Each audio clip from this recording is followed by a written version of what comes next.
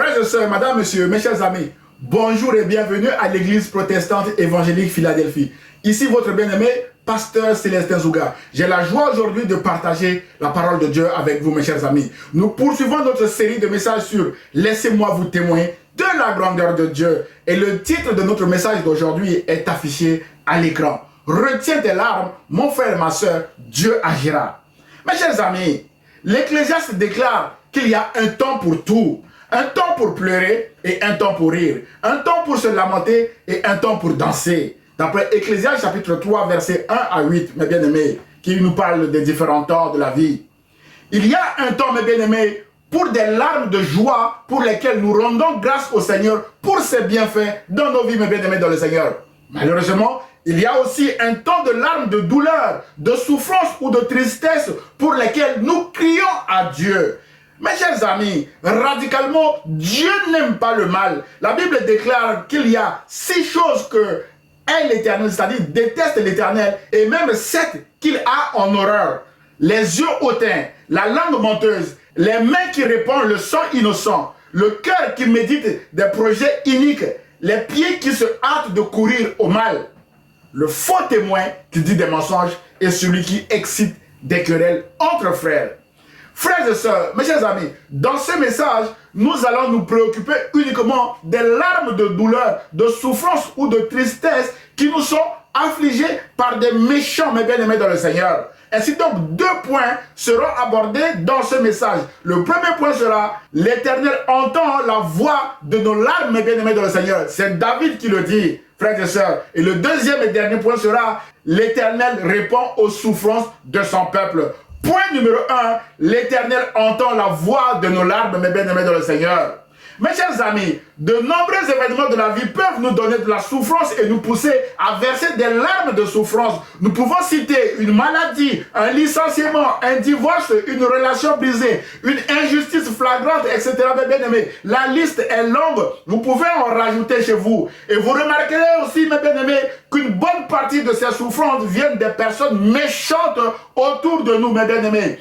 Frères et sœurs, mes chers amis, un homme méchant ou une femme méchante peut faire tomber quelqu'un ou quelqu'une de son entourage malade. C'est toujours, mes bien-aimés, un homme ou une femme qui licencie un autre ou une autre et qui donne de la souffrance à toute une famille, mes bien-aimés. C'est toujours un homme ou une femme qui viole le droit d'autrui, mes bien-aimés. Ce n'est pas un phénomène nouveau de violer les droits d'autrui, mes bien-aimés, ou d'être méchant et de faire du mal aux autres, frères et sœurs. Bien avant nous, des grands serviteurs de Dieu ont déjà eu affaire à des méchants. Et donc leur expérience, mes bien-aimés, nous sont utiles aujourd'hui, frères et sœurs. Mes chers amis, je citerai ici David qui déclare dans le psaume 6, versets 7 à 11 que je m'épuise à force de gémir. Chaque nuit, ma couche est baignée de mes larmes. Mon lit est arrosé de mes pleurs. Mes bien-aimés, David pleure tous les jours, toutes les nuits. J'ai le visage usé par le chagrin, dit David. Tous ceux qui me persécutent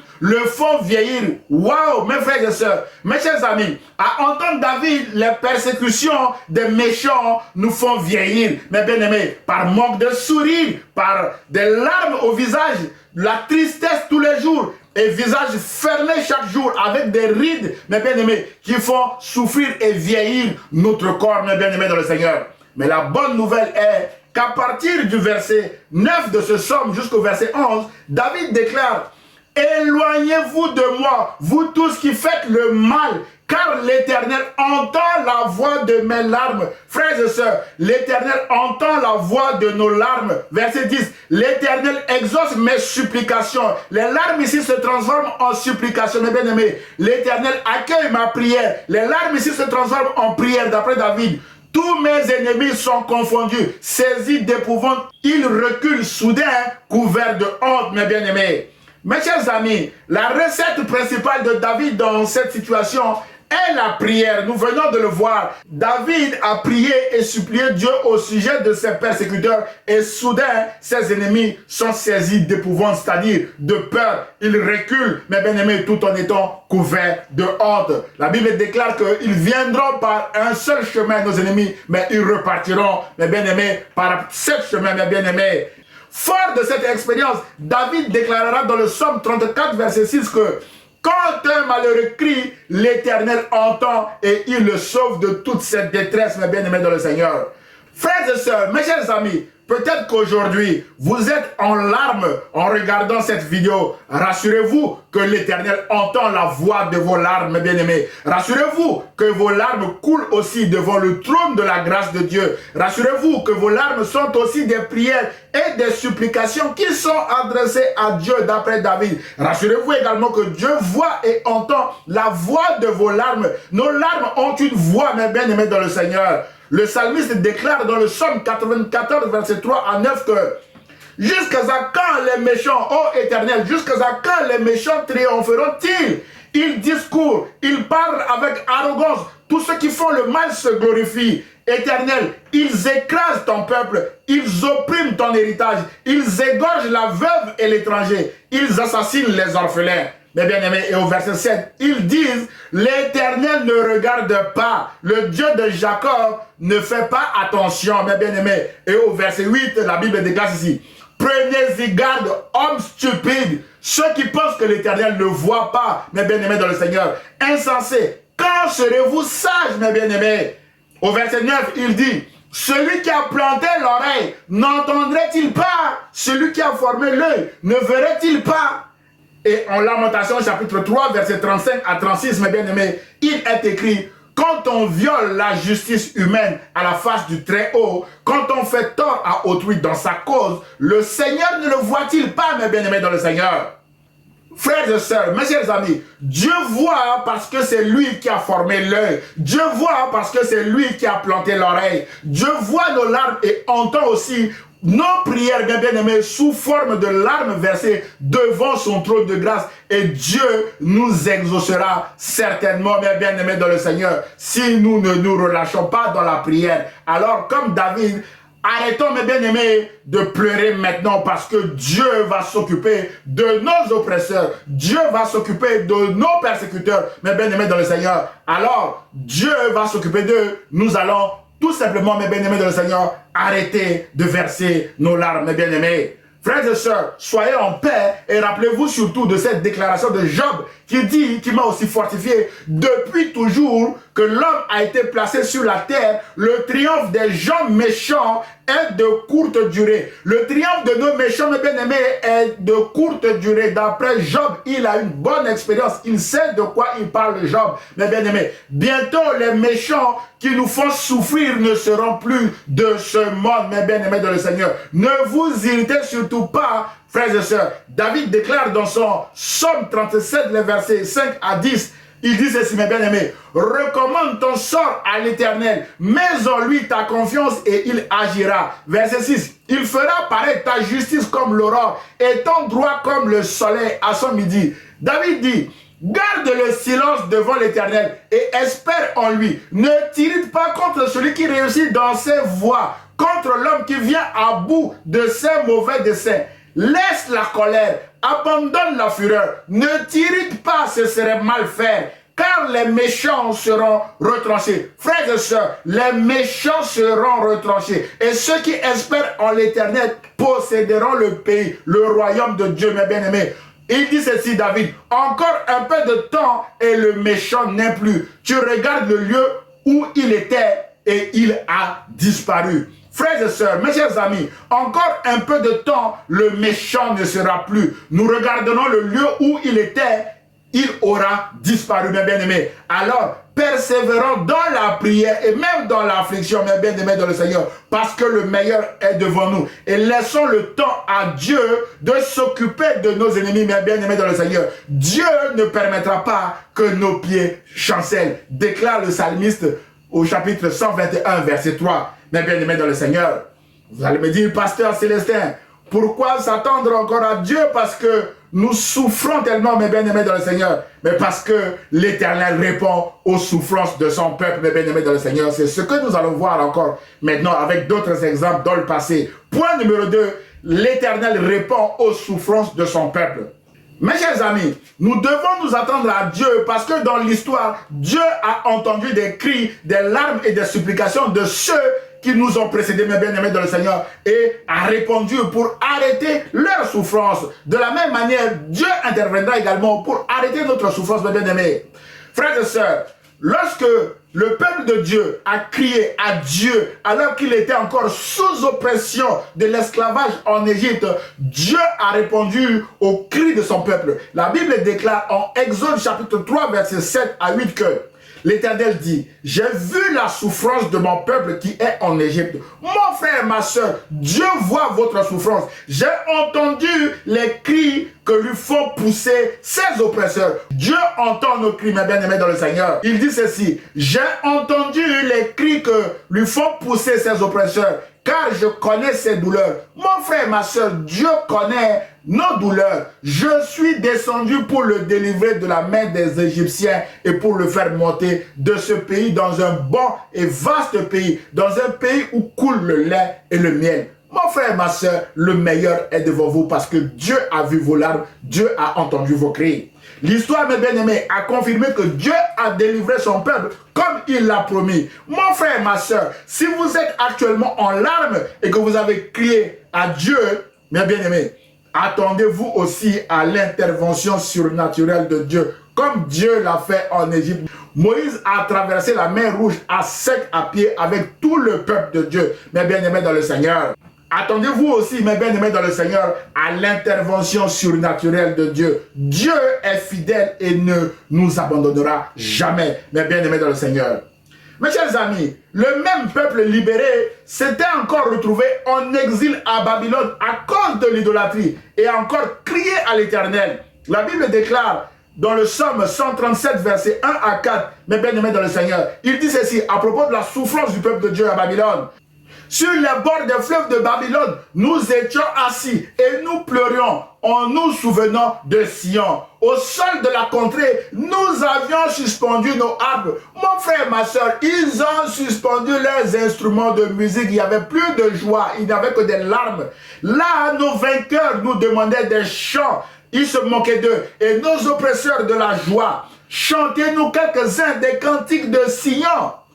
Comment chanterions-nous les cantiques de l'Éternel sur une terre étrangère, mes bien-aimés de le Seigneur? Le peuple de Dieu était en déportation à Babylone et donc en souffrance, mes bien-aimés de le Seigneur. Et leurs oppresseurs se moquaient d'eux, mes bien-aimés. Dieu a vu les larmes de son peuple et Dieu a réagi. Il est écrit en Jérémie chapitre 31, verset 15 à 17, mes bien-aimés. Voici ce que déclare l'Éternel. On entend à Rama une voix qui gémit et des sanglots amers. Rachel pleure ses fils et elle ne veut pas se laisser consoler, car ses fils ne sont plus. Mes bien-aimés dans le Seigneur, ce sont des cris poussés par les enfants lors de l'opération de la déportation, mes bien-aimés dans le Seigneur. Des hommes, des femmes et des enfants en étaient morts, mes bien-aimés dans le Seigneur. Et au verset 16, voici ce que déclare l'Éternel. Il dit ceci, l'Éternel. Retiens-toi de pleurer, ne verse plus de larmes. Mon frère, ma soeur, retiens-toi de pleurer, ne verse plus de larmes,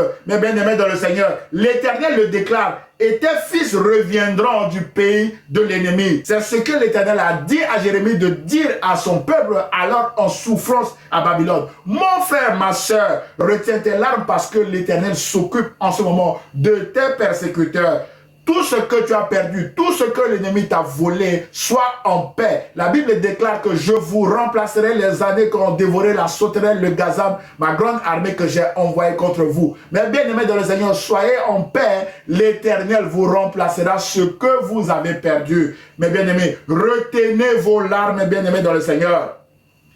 Frères et sœurs, mes chers amis, le retour du peuple de Dieu de l'exil babylonien a mis fin à ses pleurs comme l'Éternel l'avait révélé au prophète Jérémie alors que le peuple de Dieu était encore en larmes à Babylone.